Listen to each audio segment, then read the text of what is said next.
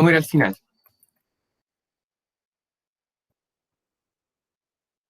Pero no tan el final.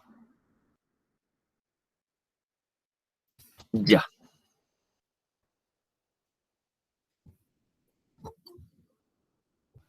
Ahí está entrando mi otro yo. Admitir, listo. Ya, no vamos a abarcar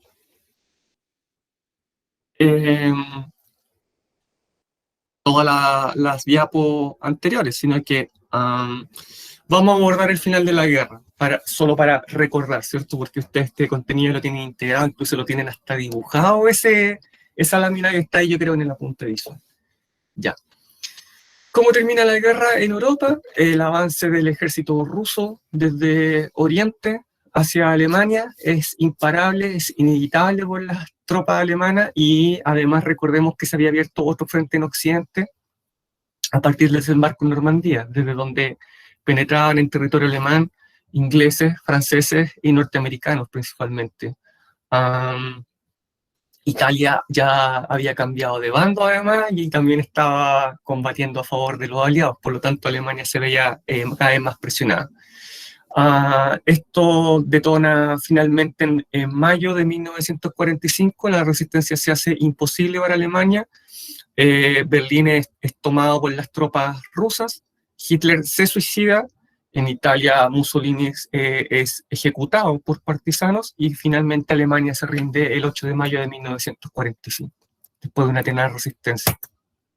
Y en el Pacífico la guerra continúa, esto se está haciendo cargo principalmente Estados Unidos, y la guerra finaliza en agosto de 1945 ante la tenaz resistencia llevada a cabo por los japoneses.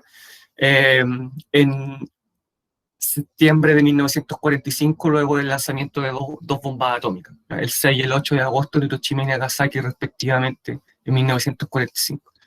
Y esto pone fin definitivamente a la Segunda Guerra Mundial. La guerra dura 6 años y un día, recuerdo. Parte el 1 de septiembre del 39 y termina el 2 de septiembre con la rendición de Japón. Paradójico, la guerra parte en Polonia, en Europa, y la guerra termina en Asia, en Japón. Eso le da otro carácter planetario, ¿cierto?, a la guerra. Bien, característica y consecuencia de la Segunda Guerra Mundial. Con esto ya deberíamos poder terminar nuestro trabajo del apunte visual, ¿cierto? Era lo que faltaba, ¿ya? Bien. Objetivo de aprendizaje: analizar la Segunda Guerra Mundial, identificando las consecuencias y características del conflicto. Como ya les dije, tenemos que ir rápido, lento y deteniéndonos en los puntos más importantes, que yo considero más importantes. No por eso todos, por favor, pueden intervenir, pero no de manera extensa. Bien. Primero, como al igual o similar, pero mucho mayor, tenemos la extensión. ¿Alguien entró? Sí. Ya. Tenemos la extensión planetaria del conflicto, ya que la lucha se desarrolló en un territorio mucho más extenso que en la Primera Guerra Mundial, y en este mapa ya lo podemos ver, en el mismo mapa que les presenté en la primera diapositiva del PPT anterior. Como dice, ahí participaron activamente aproximadamente 23 países. Y la guerra se desarrolló, como dice ahí, África, Oceanía, Asia y Europa, pero igualmente yo les contaba que también hubo acciones navales, ¿cierto?, en las costas del Atlántico de América, si bien el combate no se llevó a cabo en territorio continental, pero sí toda esta zona actuaban submarinos alemanes que intentaban destruir el máximo de mercantes que llevaban apoyo logístico desde Estados Unidos y Canadá, sobre todo, hacia Europa. Y también, por supuesto, se llevó a cabo acciones militares, como ya les conté en el primer PPT, en el norte de África, alrededor de Australia, o sea que hubo acciones militares en Oceanía, en todo el Océano Pacífico alrededor de Japón, de Australia, y también, por supuesto, en Europa, donde ya sí es el centro de la guerra. Y más de 100 millones de soldados fueron movilizados. O sea, esto es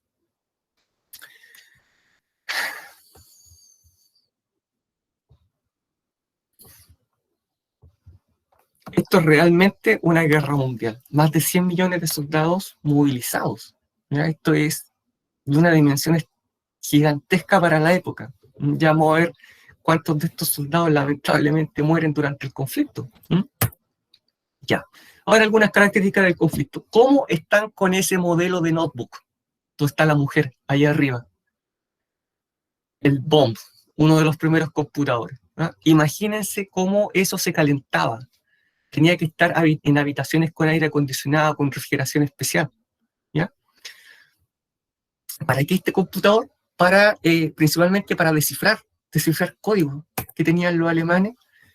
Otro adelanto de la guerra, la máquina Enigma, una especie de computador, ¿cierto? Muy primitivo, que tenía un teclado común y corriente, un teclado QWERTY, que al digitar generaba un código que era transmitido, ¿ya? Y mediante este computador tenían que descifrar el código. O sea, imagínense el adelanto que significaba esto para la época. Era un gran adelanto. Primeros computadores, primeros encriptadores. Miren lo que tenemos aquí ahora encima de la mesa. ¿Ya? Tenemos grandes avances muy lamentables con respecto al uso de la energía nuclear, que hoy en día, afortunadamente, también lo usamos en la medicina, por ejemplo. Tenemos la medicina nuclear. Pero eso es un salto militar muy grande para la época. Pensemos en que con el lanzamiento de ambas bombas mueren casi 200.000 personas en segundos. Lo que vemos ahí es la silueta de una persona que quedó grabada en el piso, en Hiroshima. Eso es la silueta de una persona que simplemente fue, ¿cómo podríamos decirlo? Borrada de la faz de la Tierra. ¿Ya? Imagínense el poder destructivo que tienen estas bombas.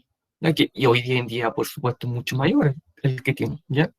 Y esto es considerado un avance militar para la época que opaca cualquier otra arma que hubiese existido. De hecho, los japoneses en un comienzo no saben lo que pasó, y por eso demoran tantos días en rendirse. Recordemos que las bombas se lanzan el 6 y el 8 de agosto, y Japón recién se rinde el 2 de septiembre. O sea, pasa un poco menos de un mes en que Japón está pensando qué fue lo que le pasó, ¿ya? ¿Cómo fueron esas ciudades arrasadas de esa forma? ¿Mm? Ahí tenemos el cadáver de un niño. ¿Mm? Sí, sí, Felipe, claro. Bueno, en la historia militar dice que muchas de las estrategias militares, desde lo más primitivo hasta lo más moderno, se basan en dejar en shock al enemigo y que no pueda reaccionar. Hablábamos de la Blitzkrieg, de la guerra relámpago, ¿se acuerdan? ¿Mm? Pegar fuerte y seguir pegando, dice la historia militar. ¿Mm? Ahí tenemos el cadáver de un niño. O sea, el poder destructivo es nunca antes visto para la época. ¿Mm? Ya podemos todo conversar acerca de algunas teorías de por qué se lanzó. Hay avances en la medicina y en la sulfamida. Sí, Felipe, o sea, sí, sí. Yo creo que antes que se quemara, se estaba muerto. Por la vía, el compromiso de la vía aérea. Mire, eso yo creo que quizás algunos lo han visto en películas de guerra, es un polvo. Sí, claro, es un polvo, es un antibiótico. Un poco anterior o casi anterior, o sea, anterior, pero en conjunto, cuando se está investigando la penicilina, ya se había descubierto este antibiótico, ¿ya? Y causó un gran boom en la medicina, se llama sulfamida. Simplemente ese sobre la indicación, porque iba en el kit de primer auxilio de cada soldado, de los diferentes bandos, se abría el sobre y traía un polvo adentro, un polvo como harina, por así decirlo ya, y ese polvo se lanzaba directamente sobre la herida. Y era lo mejor, no, era antibiótico, Diego, antibiótico, ¿ya? Porque la principal causa de muerte por una herida era la infección, la septicemia, ¿ya? Para el que quedaba herido, ¿ya? O sea, no así si alguien recibía un disparo y se desangraba, sino que si quedaba herido era la infección el problema, ¿ya? Y ese antibiótico era lo mejor que había en el momento, antes de la penicilina. ¿Cómo se avanzó también mucho en este ámbito claro, en este ámbito de los avances médicos, a través de la experimentación con prisioneros de guerra, lamentablemente, ¿no? Sobre todo ya llevada a cabo por los alemanes y también llevada a cabo en gran medida por los japoneses. Y consistía, por ejemplo, en meter a un prisionero en una bañera con agua, con hielo, y bajar aún más la temperatura y ver cuánto tiempo se demoraba en morir. Ver cuánto tiempo se demoraba en morir desangrado. O colgarlo de cabeza y ver cuánto tiempo se demoraba en morir asfixiado. Así como también nos contaba Diego de las experimentaciones genéticas que también llevaron a cabo los alemanes, transfusiones. Ya se evolucionó también en transfusiones. Claro que no por medios éticos, porque se hacía con prisioneros de guerra. De eso hubo bastante en la medicina avanzó con los alemanes. Lamentablemente digo, por supuesto, con medios poco éticos. Miren, el radar, el submarino y los buques se equiparon con este sistema de detección. Lanza una señal, este típico, ¿ya? Es una señal magnética que avanza a través del agua, avanza por el agua y choca con algo, en este caso con un metal, regresa y le indica distancia y dirección. ¿Ya? Y de esa manera se puede detectar. Dígame, Felipe.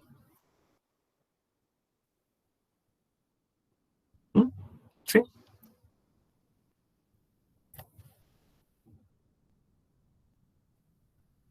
Sí, claro, hasta el día de hoy. Por eso es que tenemos una ballena en este segundo varada en el río Támesis. Qué raro. ¿Ya? Se confunden, por supuesto, y se desvían. ¿Sí? Recién ahora vi la noticia. ¿Sí? No solo ballenas, mamíferos marinos, o no corrijo, cetáceos. Cetáceos podríamos decir, sí, sí. El uso de la propaganda también es muy importante. Arriba, tenemos aquí arriba, uso de la propaganda. Este ya lo vimos, ¿cierto? Es la niña que pide dinero para la colecta de la Juventud Nacional Socialista en Alemania. Pero también tenemos llamados al reclutamiento, por ejemplo, hechos por la Unión Soviética, y también está la bandera de Estados Unidos de Inglaterra, porque son los aliados y tienen ahí un casco así todo maltrecho en alemán, ¿cierto? Como que van a mandar al cementerio a todos los alemanes, si son los enemigos. Acá tenemos, esta imagen es muy conocida, ¿cierto? Un emblema feminista. Tenemos a Rosie the Retriever, Rosie la remachadora, ¿ya? Así se llama. Y una mujer real que existió, que trabajaba poniendo los remaches de los bombarderos norteamericanos, se le sacó una foto y esta foto se hizo lámina y así se hizo para propaganda, ¿ya? Porque también cambia el rol ahora de la mujer durante la Segunda Guerra Mundial, ya que íntegramente se lanza al mercado del trabajo, pero no solo eso, sino que, por ejemplo, la Unión Soviética es, en el ejército soviético, es muy empleada en combate. En combate, o sea, tenemos hasta francotiradoras, ya que causaron muchas bajas en el ejército alemán, eran mujeres, ¿ah? Y combatían a la par con los hombres sin ningún problema, eso sobre todo en el ejército soviético. En cambio, aquí en Estados Unidos cumplen un rol, si bien no de menor importancia, pero un rol tras las líneas, ¿cierto? Como enfermera. Aquí dice, conviértete en una enfermera, tu país te necesita. ¿Ya? Y le está poniendo ahí la típica, ¿cómo se llama eso? La toca, ¿ya? De enfermera con los colores. Otro adelanto, miren, tenemos otros adelantos tecnológicos. El primer misil, podríamos decir, bomba guiada, la B1 en este caso, la B2, ¿ya? Guiada, o sea, guiada, ¿ya? Y que eran lanzados desde Francia y hacían blanco en ciudades en Inglaterra. O sea, imagínense la tecnología, ¿ya? Y todo esto, avances llevados por los alemanes. ¿Cómo le tomaron la foto? Oh, pudo haber sido, voy a hacer dos teorías, dos tesis. La primera, una foto tomada por un avión alemán durante una prueba, o también una foto tomada por un avión inglés, porque los ingleses hicieron hasta lo imposible por buscar cómo derribarla. Me inclino más por la primera, por un avión alemán que le tomó la fotografía a modo de prueba. Otro también es que luego se siguió investigando, terminó la guerra y se siguió investigando. Los aliados ahora tomaron el proyecto para seguir investigando y crear sus propias bombas guiadas, ¿ya? Además que pensemos que los científicos alemanes que llevaron a cabo proyectos tecnológicos para la Alemania nazi, luego comenzaron a trabajar para los aliados, ¿ya? Oppenheimer, por ejemplo, ¿ya? Y tenemos este avión. ¿Y qué tiene de particular este avión, profesor? ¿Le ven la hélice? no tiene hélice. Y para el momento, imagínense cuando vieron imagínense los aviones de los aliados, cuando iban ahí, y de repente por el lado de ellos, ¿y eso? ¿Y eso? No tiene hélice y pasó por el lado mío, ni lo veo, ¿ya? Messerschmitt 262, pero el avión, por ejemplo, este avión, como se dice en ese tiempo, aviones a chorro, ¿ya? Aviones a reacción, ¿cierto? ¿Ya? No tiene hélice, no es un motor de pistón. No logró causar un gran cambio en la guerra, porque ya fue creado, inventado al final de la guerra. Entonces ya no causó un vuelco en la guerra aérea. ¿Mm? Y, y poco duró en cumpliendo sus funciones. ¿Mm? Además que la Fuerza Aérea de los Aliados ya opacaba completamente a la Fuerza Aérea. El Stuka, bombardero en picada. ¿Ya? En este momento de la guerra, el Stuka ya no volaba, ya la Luftwaffe, la Fuerza Aérea Alemana, ya no volaba. El 262 fue la última joya que puso en el aire Alemania, pero ya no cumplía la función, se veía completamente opacada por la Fuerza Aérea Norteamericana. Aquí llegamos a un momento especial, ya, el Holocausto. Todo esto lo relacionamos con el genocidio del pueblo judío durante la Segunda Guerra Mundial, ¿cierto? Ya, pero llegamos hasta ahí y repetimos todos los 6 millones, ¿cierto? Muy, muy cierto. Ya. ¿Cómo parte esto? Esto parte mucho antes de la guerra, ¿no? Mucho antes de la guerra. Sabemos de la versión que tenía Hitler hacia los judíos, ¿ya? Que parte con los políticos que firmaron el Tratado de Versalles. Algunos de ellos eran políticos, eran judíos, perdón, y Hitler los ve como enemigos. Plantea esta teoría de la puñalada por la espalda, ¿cierto? Luego viene la crisis de 1929, Hitler ya tiene su partido político y él se da cuenta que quienes están a cargo de los bancos son judíos. Y dice, bueno, entonces los judíos tienen gran parte de la culpa de esta crisis económica. En Mi lucha, Hitler cuenta que él camina por la calle, ve judíos por la calle y dice, bueno, estos no son alemanes. ¿Se acuerdan que Hitler está en contra del comunismo, el marxismo, porque está en contra de la lucha de clases, quiere una Alemania unida? Bueno, él dice, estos no son alemanes definitivamente. ¿Ya? Si yo les pregunto a ellos, él dice en Mi lucha, dice, si yo les pregunto a ellos, ¿qué son primero? Dice, somos judíos primero. Luego somos alemanes. Entonces, entonces esta gente, claro, entonces Hitler dice, esta gente está contaminando nuestra raza. ¿Cómo, cómo nos hacemos cargo? ¿Cómo nos hacemos cargo de esta gente? Bueno, Hitler, ya canciller, inicia una política de eutanasia. ¿Ya? Esto es un experimento. Y dice, ¿con quién probamos? Con personas discapacitadas. ¿Y cómo lo eliminamos? Con inyecciones. Bien, lo prueban. Resulta, principalmente miles de niños son asesinados, ¿ya? Pero en lugares alejados, o sea, son llevados como a hogares de niños. Y ahí son asesinados. Y se les dice a los padres que murieron a causa de enfermedades como el sarampión. Ya, sí resulta, pero Hitler dice, esto es muy lento, tiene que haber otra forma. Bueno, la guerra todavía no comienza, pero aún antes de que comience, yo les recuerdo que les indiqué la noche de los cristales rotos, ¿ya? Se destruye todo el comercio de los judíos en Alemania y comienzan a ser relegados a guetos, ¿ya? En la zona oriente, lejos de la población, porque piensan, bueno, ¿y si los matamos? Voy a hablar así, porque así pensaban ellos. Y si los matamos, los eliminamos delante de la población alemana, esto va a convertirse en una rebelión. Bueno, los vamos a llevar a lugares más alejados, sobre todo hacia el este. ¿Ya? Sí, y los judíos van, voluntariamente van, porque les dicen que van a ser llevados a un lugar en el que van a estar mejor y los judíos van, se agrupan y van, los transportan en trenes principalmente. Ya para ese momento, los judíos comenzaban a ser clasificados, a ser distinguidos, porque tenían que ser ubicados como el enemigo interno para Hitler. Por lo tanto, portan una estrella de David amarilla. Es decir, miren, ese es el enemigo, esos son judíos. ¿Ya? De esta forma comienza esta especie de segregación. ¿Mm? Luego son trasladados hacia el este. Bien, comienza la guerra, ya comienza la guerra, Y yo también les dije que ya existía el campo de concentración de Dachau, ¿no? Donde ahí, si bien no iban judíos, en un principio iban disidentes políticos. Está la experiencia. Podemos crear campos de concentración. Se crean campos de concentración en el este, ya, de Alemania, pero una vez que parte la guerra, ya, e invaden Polonia, a los jerarcas nazis se dan cuenta que pueden replicar estos campos de concentración ahora en Polonia, alejados de la población civil alemana para que no vea lo que está pasando. En todos estos campos de concentración comienzan a surgir cerca de estaciones de tren para fácilmente poder transportarlo.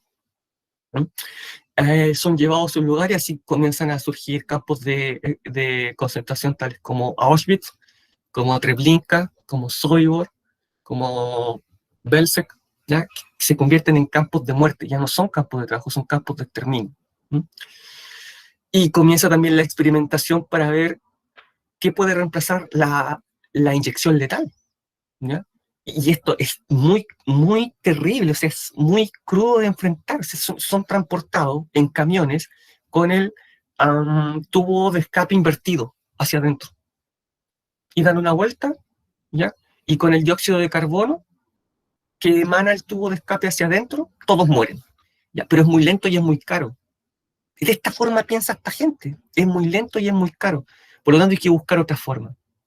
¿Y a qué conclusión llegan? De que hay un pesticida que se llama ciclón B, el cual puede ser empleado porque está en forma de bolitas, ¿ya? Entonces dicen, si los encerramos en un solo lugar, muy sellado, y echamos estas bolitas adentro, estas bolitas en presencia de la humedad del aire emanan un gas. Y este gas los puede matar muy rápidamente, claro, efectivamente, vio, muy rápidamente, luego se abre, todo el personal está con máscara antigua, se abre, sale este gas, se dispersa, se retiran los cadáveres. Pues, ¿y qué hacemos con los cadáveres? Porque algún día esto se puede descubrir. Hay que incinerarlos. Hay que incinerarlos. Otras formas anteriores también por fusilamiento, por miles, ¿ya? En fosas comunes. Pero también era caro, ¿ya? También era caro. Pero por sobre todo, miren lo que piensan. Se dan cuenta que es un costo muy alto para los perpetradores. Para el soldado que aprieta el disparador, es un costo psicológico muy alto, ¿ya? Dice, empieza a escribir cartas. Dice, bueno, hoy día tuve que matar 50, hoy día tuve que matar 100, mañana me tocan 200. Entonces, ese costo psicológico, porque un soldado común y corriente es muy alto. Por lo tanto, esta otra forma les parece mucho mejor. Y de esta forma, la muerte, el asesinato, se vuelve sistemático. ¿Ya? Llega el camión con personas, son separados. Ya una vez que se crean los campos de exterminio, están a cargo de la SS. ¿Ya? Se separan en grupos, mujeres, hombres, niños. Algunos son conducidos inmediatamente a la cámara de gas, son desnudados. Se vierte el ciclón B. Sí, se llama Einsatzgruppen. ¿Ya? Y se vertía el ciclón B, eran asesinados lamentablemente, luego eran sacados por otra puerta, transportados a los hornos y ahí eran cremados. O sea, era sistemático, como expliqué en la clase anterior. Y todo este proceso le llamamos la solución final. O sea, los alemanes le ponen la solución final, porque es toda una planificación que queda por escrito. ¿Ya? Es toda una planificación llevada a cabo por escrito. El día que se reúnen para planificar esto, se reúne el encargado del combustible, el encargado de los camiones, el encargado de la comida, el encargado de la madera para construir, el encargado de los clavos. O sea, es muy sistemático. ¿Cómo lo vamos a hacer? Porque ¿cuánto se espera? ¿Qué se espera hacer? Se espera eliminar a todos los judíos de Europa, 10 millones aproximadamente. Por lo tanto, ¿a cuántos miles por día vamos a exterminar? Eso es lo que se planifica y sacan la calculadora. Por eso se dice, es sistemático. Hoy día lo hablamos de manera muy liviana. Hoy día lo hablamos de manera muy liviana, pero resulta que estamos hablando de personas que prácticamente fueron exterminadas. No solamente judíos, siempre nos quedamos en los judíos, pero también podemos hablar de gitanos, homosexuales, disidentes políticos. Recuerden, esto es la solución final, cómo es bautizado posteriormente por el pueblo judío como holocausto, o como dicen ellos, Shoah. En su idioma ellos dicen Shoah. ¿Listo? Y la cifra oficial nos quedamos con los 6 millones, ¿cierto? Con 6 millones aproximadamente. En total, aproximadamente unos 12 millones si incluimos a todas las otras minorías y disidencias, como homosexuales, gitanos, comunistas, discapacitados, oposición política en general. También se va a llevar a cabo una limpieza racial en China, llevada a cabo por Japón. ¿Se acuerdan que le dije que Japón invadió a Manchuria, una región de China? Bueno, va a ocurrir algo similar, pero no de manera tan sistemática, sino a partir de masacres, ¿ya? Y matanzas llevadas a cabo en la población civil. Sí, he leído sobre eso, Diego, he leído bastante sobre eso, pero en realidad hay tanto que leer sobre el tema, que hay tantas tesis que surgen, incluso hasta la que ustedes me mencionaron la clase pasada, si Hitler había escapado o no.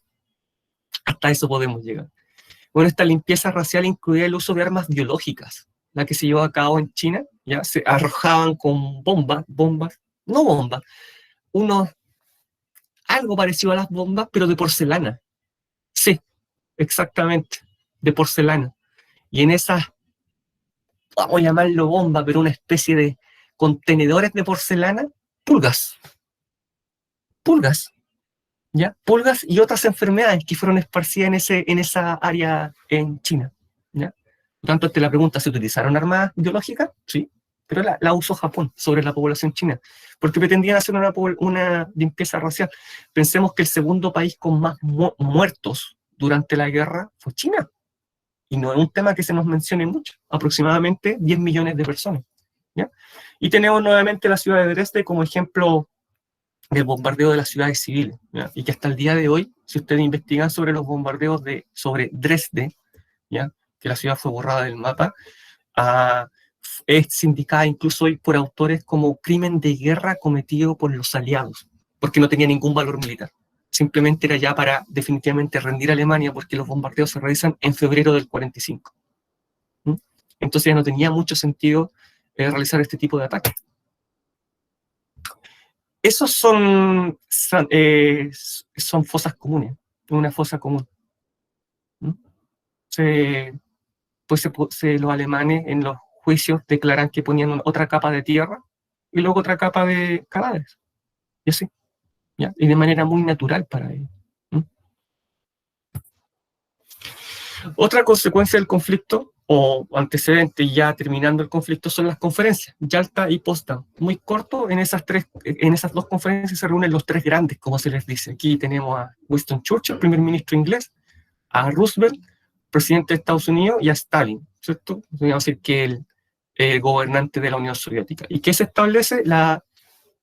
¿Qué se va a hacer una vez que termine la guerra, sobre todo con los territorios? Voy a tocar aquí un tema. ¿Qué hacemos con Alemania? ¿Ya? Para que desorganizarlo, neutralizarlo, y que no tengamos un conflicto nuevamente, porque ya Segunda Guerra, ya está bueno, ya. ¿Cómo debilitamos a Alemania y que no pudiera volver a levantarse? ¿Ya? Bueno, los vamos a dividir, una vez que termine la guerra, lo vamos a dividir, porque esto ya es terminando la guerra, ¿ya? Claro, para eso falta primero lo vamos a dividir así, con frontera imaginaria. Falta para el muro de Berlín, porque recuerde que el muro de Berlín comienza el 61. Falta para eso. ¿Ya? Pero ellos deciden dividirlo. ¿Ya? ¿Qué vamos a hacer? Esto es toda Alemania. 4 colores, ¿cierto? Entonces, lo vamos a dividir en 4 áreas. Hay un área inglesa, un área francesa, un área norteamericana y otra área soviética. Listo. Ahí, amigos, sí, amigos, lo vamos a dividir. Pero ojo con una cosa. Mira aquí, Diego y compañeros. No solamente vamos a dividir Alemania, sino que Berlín, que es esta especie de islita, este territorio que queda en el sector soviético, también lo vamos a dividir. Es decir, vamos a dividir Alemania, pero vamos a dividir Berlín. Y Berlín también va a ser dividido en 4 sectores.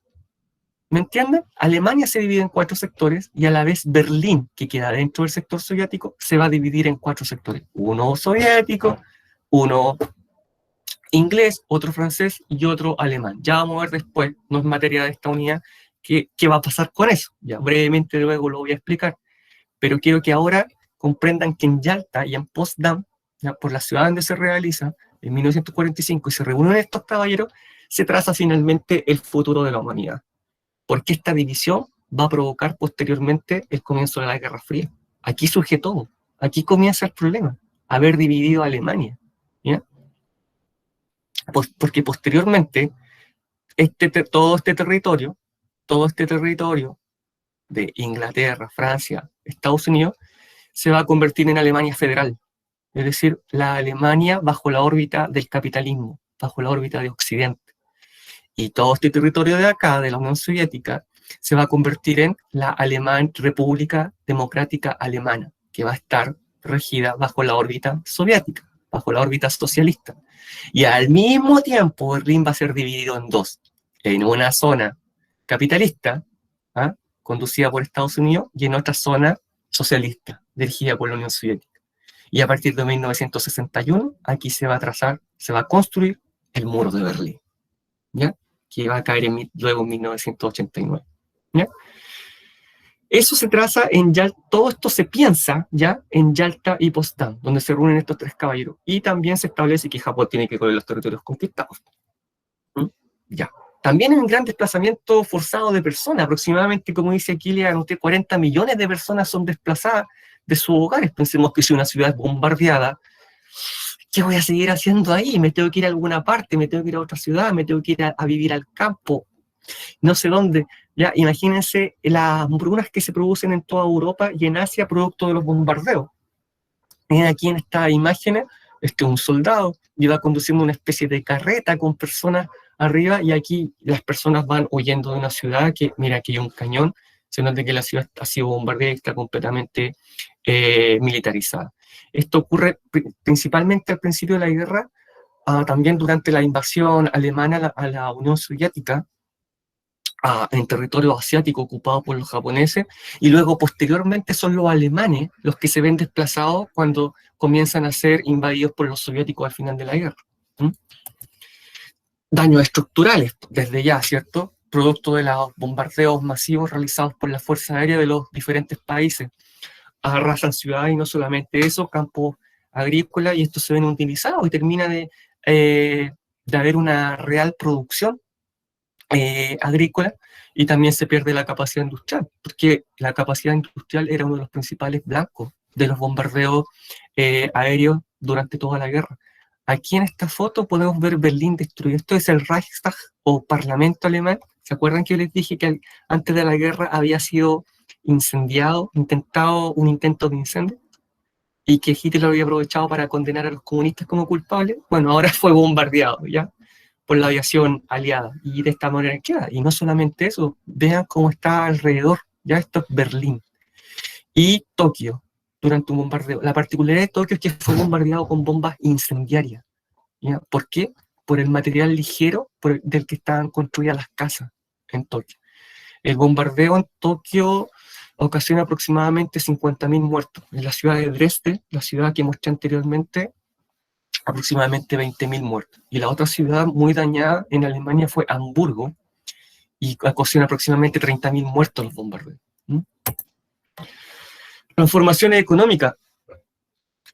Alemania queda en la ruina, ¿cierto? Y queda en la ruina, queda en el suelo, sobre todo la Unión Soviética, no queda piedra sobre piedra. Por lo tanto, ¿quién viene al rescate? Nuevamente Estados Unidos. ¿Se acuerdan de los préstamos que hablamos al final de la Primera Guerra Mundial, que Estados Unidos realiza una serie de préstamos a los países que intervinieron en la guerra? Bueno, aquí se utiliza la misma estrategia de Estados Unidos. Debido a la alta destrucción, a la alta inflación, escasez de productos, ahora Estados Unidos surge como potencia principal. Su territorio no había sido dañado, nuevamente. No se había combatido en Estados Unidos, nuevamente. Inglaterra, que era la gran potencia, se ve muy disminuida económicamente, porque recordemos que soportó toda la guerra. Mire, Diego, se lo voy a decir así. La guerra salva a los países de la depresión, ¿ya? La guerra, pero es una construcción de riqueza ficticia, porque ¿en qué se emplea la gente? En construir armas, en construir infraestructura para la guerra. Entonces, por eso decimos en economía que es un crecimiento ficticio, porque todos esos recursos que se emplearon en la guerra, imagínense que se hubieran empleado para sacar a los países de la depresión. Ya hubiesen salido como 10 veces de la depresión. Pero en cambio la guerra, si bien los saca de la depresión, porque todo el mundo se emplea, ¿cierto? Todo el mundo va a la guerra. Y los que no se quedan trabajando para la guerra, finalmente la guerra nuevamente arruina a los países, pero sobre todo en Europa. Sobre todo en Europa. Mire esos niños, ¿no? Vivían en la calle, los huérfanos de la guerra. Los huérfanos de la guerra. Esto lo vamos a relacionar después con el costo humano de la guerra. Los huérfanos de la guerra, ¿cuántos? Pero si cuántos millones de personas murieron. ¿Cuántos niños quedaron huérfanos? ¿Dónde está mi papá? ¿Está mi mamá? Literalmente, quizás mi papá murió a 50 grados bajo cero, en la nieve, en Rusia, su cadáver nunca se encontró, mi mamá murió aquí en Alemania en un bombardeo, y yo no tengo a nadie, no sé cómo se obtiene comida. Piensen ustedes en ese mundo. ¿Qué se hace? ¿Qué se hace? Un niño, mira esa niñita que viene ahí atrás haciendo la fila. ¿Ya? Entonces Estados Unidos, vamos a implementar el plan Marshall. ¿Por qué? Porque el secretario de gobierno al que se le ocurre la idea, apellido Marshall, norteamericano, dice, vamos a entregar créditos a los países europeos y de esta manera vamos a estimular la economía, pero no vamos a dar punta sin hilo, porque nosotros vamos a poder posicionar toda nuestra economía, todos nuestros productos, nuestro mercado allá en Europa, y nosotros les vamos a vender todo lo que necesiten. ¡Negocio redondo!, dice el tío Sam. Y también hay otro tema. El plan Marshall se instala en 1947. Entonces recordemos que ya había una alta influencia de los soviéticos, ¿cierto? ¿Se acuerdan cuando quizás ustedes vieron, voy a preguntar, la Alianza para el Progreso que establece Estados Unidos durante la Guerra Fría aquí en Latinoamérica? Bueno, es algo similar.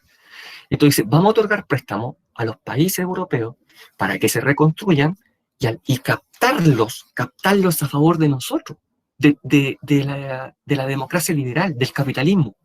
Y así evitamos que caigan en las manos de la órbita soviética. ¿Por qué? Porque quieren ser absorbidos por la Unión Soviética. Y de esta forma, los ganamos para nosotros. ¿Ven? Aquí dice, está escrito en alemán, ¿cierto? Pero esto es un cartel del plan Marshall. ¿Ves? Ahí los alemanes, un alemán contento con una pala.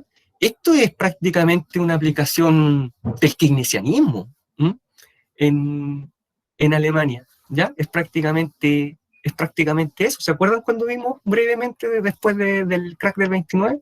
Es una aplicación de un plan muy similar. ¿Ya? Paguémosle un sueldo también chiquitito para que se reactive la economía, mandémoslo a crear obras públicas, a reconstrucción, ¿ya? Y les prestamos nosotros dinero. El ser, por lo tanto, el centro de la economía, el centro del mundo en realidad, ¿ya? Se traslada, ya no es Europa el centro del mundo. Desde ese momento, Estados Unidos es la potencia hegemónica mundial. Cualquiera sea el clima, nosotros podemos alcanzar la prosperidad juntos. Cualquiera sea el clima, nosotros solamente podemos alcanzar la prosperidad juntos. Es decir, unámonos, porque hay que reconstruirse, pero al mismo tiempo no vayamos a caer en las manos de la órbita soviética, dice Estados Unidos. Ya. Juicio de Nuremberg, hay que castigar a los culpables, ¿cierto? Entonces, por primera vez se establece un tribunal internacional. ¿Ya? Se establece un tribunal internacional. ¿Ya? Y este tribunal se encarga de enjuiciar a los perpetradores del Holocausto, por ejemplo, o de cualquier tipo de violación a los derechos humanos, como a partir de ese momento se va a hablar de derechos humanos, ¿ya? Y ahí tenemos una vista de este juicio. Y hay más juicios, pero este es el primero y el más representativo. Entonces, aquí se enjuicia a 22 jerarcas nazis. Y de los 22 se establecen 12 condenas a muerte, a 7 condenas a presidio y 3 condenas y 3 absueltos. De los condenados a muerte, algunos se van a suicidar antes de ser ahorcados, porque también se discute hasta cómo van a ser condenados a muerte, cómo se va a cumplir la condena. Y ahí se termina aquí por ahorcamiento. ¿Ya? Se les acusa de crímenes de guerra, crímenes contra la paz. ¿Ya? Ahí tenemos una vista general de los acusados. Ahí está. ¿Ya? Los de Nuremberg son llevados a cabo entre el 45 y el 46. Se enjuicia a jerarcas nazis acusados de crímenes de guerra. Surge por primera vez este concepto de crímenes de lesa humanidad, crímenes contra la humanidad, ya por primera vez. ¿Ya? Y son llevados a cabo en la ciudad alemana de Nuremberg entre el 45 y el 46, ya terminada la guerra. También hay transformaciones políticas, principalmente aquí me voy a detener en el proceso de descolonización de África y Asia. ¿Ya? Las potencias europeas, como ustedes saben, tenían colonias en África y en Asia, y estas van a comenzar a independizarse. ¿Por qué? Bueno, apoyamos a los aliados, sangramos por ti, nunca te has preocupado mucho de nosotros, por lo tanto esta es la oportunidad. Y comienzan a declarar su independencia, tal cual. ¿Ya? Y en la mayoría, en la gran mayoría de los casos, esta independencia va a ser declarada de forma pacífica, excepto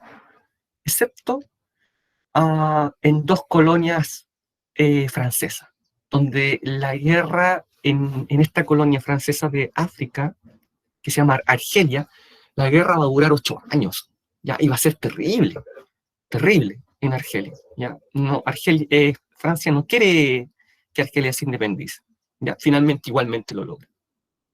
Y también me voy a referir un poco a este territorio, que yo creo que les suena, hay bastantes películas. Ya se llama Indochina, y luego va a cambiar el nombre a Vietnam, y pelea su guerra de independencia contra Francia y le gana por goleada.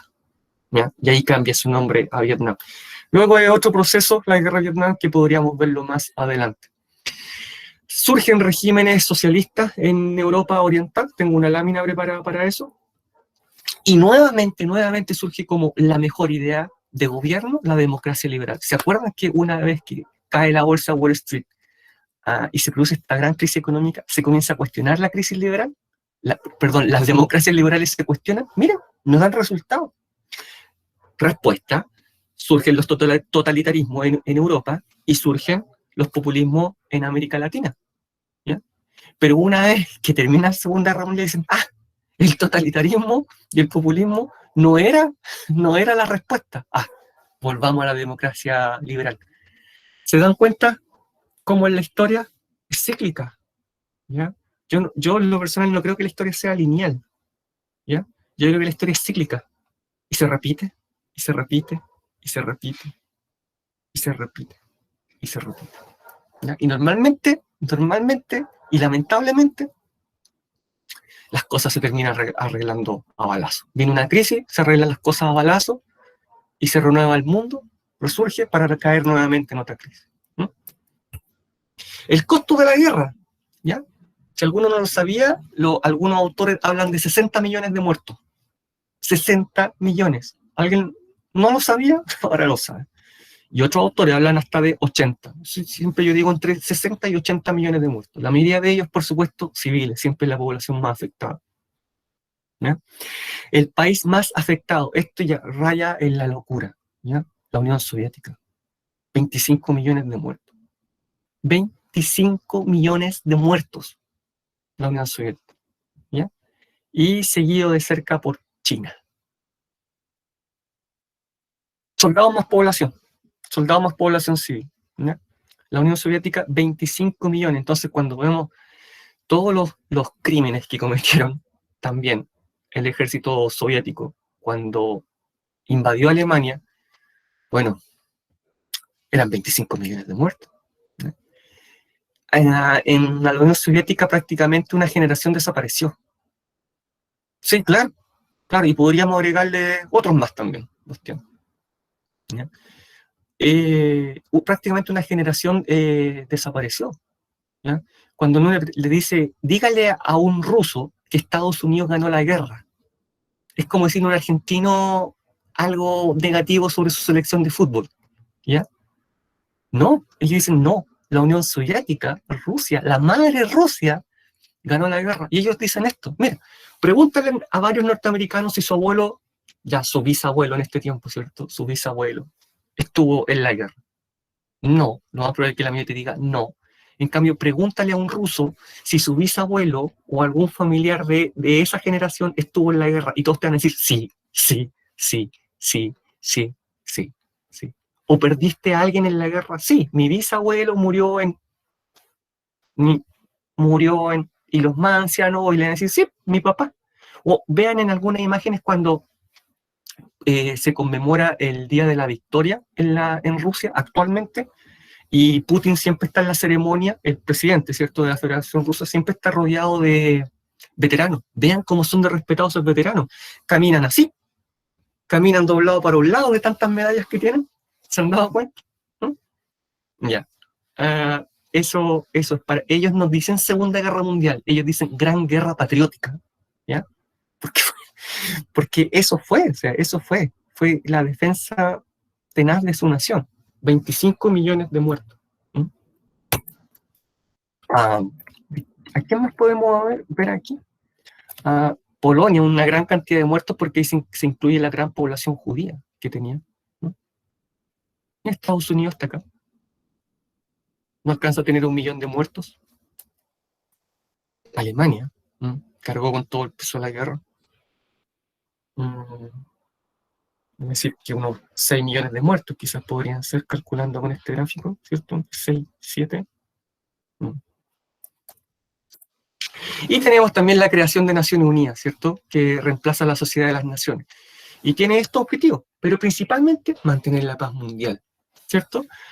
Surge los derechos humanos, que ya lo vamos a ver, invita a la cooperación entre los Estados miembros, y que actualmente mantiene muchas misiones de paz o de mantenimiento de la paz en el mundo, porque su objetivo principal es eso, mantener la paz y la seguridad en el mundo. Muchos de ustedes podrán decir, profesor, pero no es tan efectivo. No, en realidad no es tan efectivo como quisiéramos, porque no tiene muchas armas. Simplemente armas, me refiero a qué procedimientos sigue, ¿m?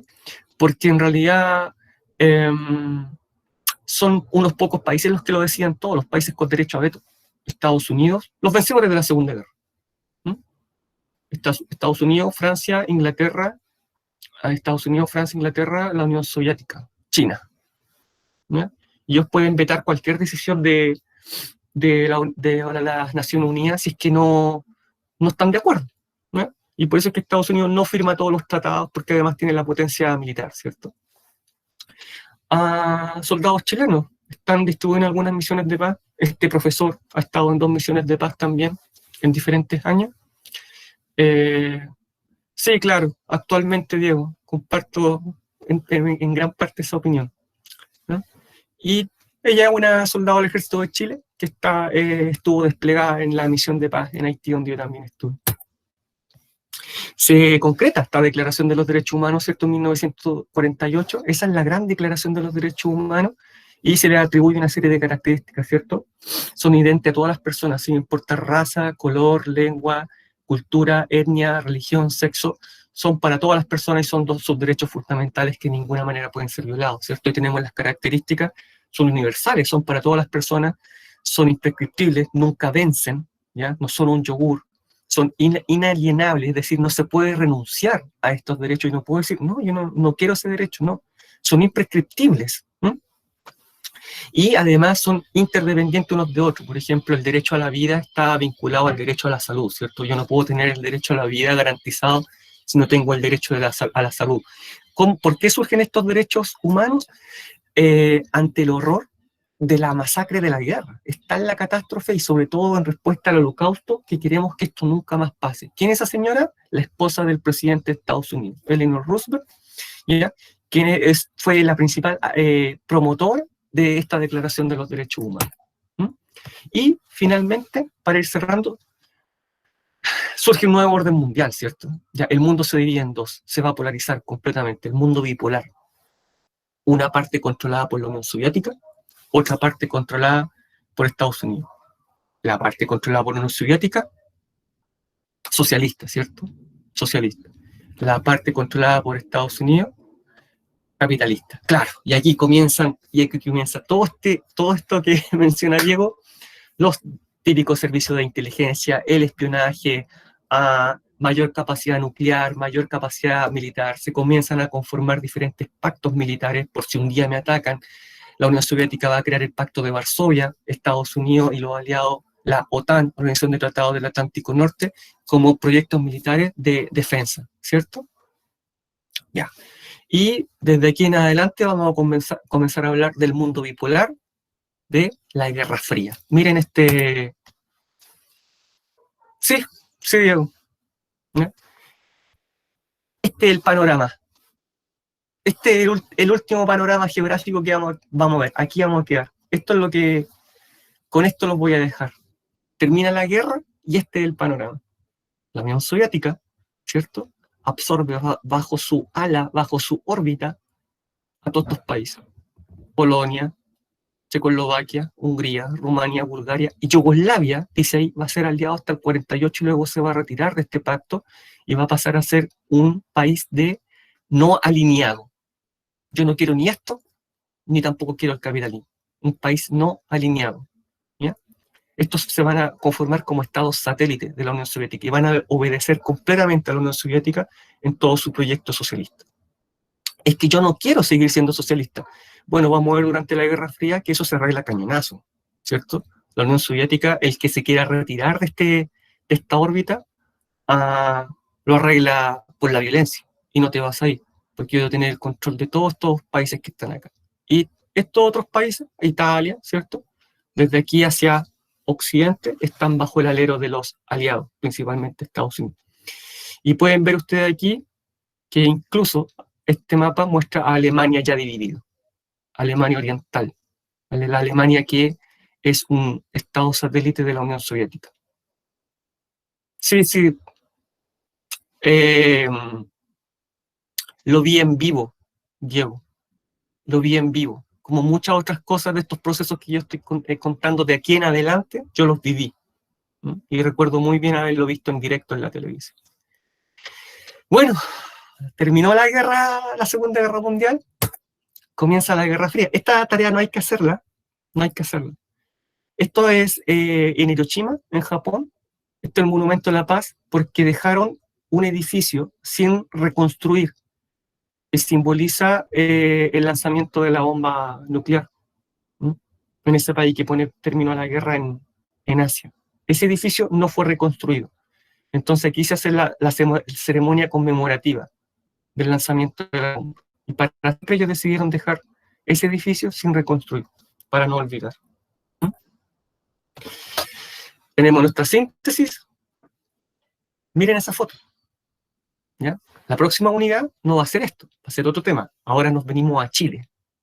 Desde la subsiguiente clase nos venimos a Chile. Luego de esas clases de historia de Chile, regresamos a Europa y vamos a ver esto. Las consecuencias de la Segunda Guerra Mundial pronto influirán en la vida de millones de personas. Están mirando hacia el otro lado. ¿Ya? Hacia el otro lado. ¿Qué hay al otro lado? ¿Quieres saber qué hay al otro lado? Conéctese a las siguientes clases. Dudas, preguntas, consultas. Dudas, preguntas, consultas. Opiniones, observaciones, referencias, críticas.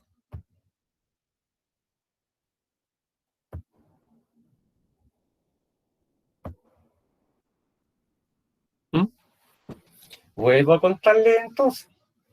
Tienen que entregar el mapa, perdón, el apunte visual, ya no el 18 de mayo, tienen que entregarlo el 22 de mayo, ¿ya? De la forma que todo igual, todo eso ocurre igual, ¿ya?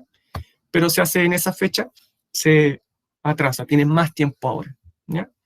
Cualquiera que quiera hacer una pregunta, se puede contactar conmigo por las vías que ya le indiqué y lo invito a hacer las evaluaciones, ¿ya? Porque faltan bastante. Aquí están ustedes. No he revisado porque no quiero, no me gusta amargarme antes. Vamos a ver. Evaluación formativa número 1. La han enviado 10 de 44. 10 de 44. Entonces, si le va mal en el apunte visual, ¿cuál es la forma de recuperarse y volverse a parar? Con las actividades formativas. Por favor, háganla. Háganla. El profe no lo hace por molestar. Es una forma de aprender y una forma de subir sus calificaciones. ¿Bien? ¿Dudas, preguntas, consultas en estos 2 minutos que nos quedan? ¿Ya? Parece que se quedaron estupefactos con la clase. Fue muy terrible, fue muy impactante alguna escena. Bueno, de esa forma yo creo que hay que hablar, ya, Diego. Yo creo que de esa forma hay que hablar para que ustedes en el futuro no arreglen las cosas como se arreglaban en el siglo pasado. ¿Mm? Que todas las cosas se arreglaban finalmente a balazo, ya como vamos a ver en las siguientes clases también. Ya que bueno, pensé que nos habíamos quedado así como muy calladitos. Bien, pues, al parejo. Sí, mi Aray, yo creo que el motor de la historia, lamentablemente, son las guerras y la violencia. ¿Ya? Finalmente todo pareciera que se arregla de esa manera, lamentablemente. Bien, bien, excelente la clase. Excelente. Pudimos abarcar todo el contenido. Con esto damos terminado este proceso de evaluación. ¿Ya? Y a partir de la próxima clase vamos a comenzar otro. Por lo tanto, van a ver aparecer otro objetivo ahí en Moodle con otras carpetas. ¿Ya? Resuelvan estas evaluaciones formativas y luego vamos a ir viendo el siguiente objetivo. Bien, muchas gracias, muy amables. Nos vemos en la siguiente clase. Que les vaya muy bien. Chao, Yasmin. Chao, Antonio. Sofía. Cuídense mucho.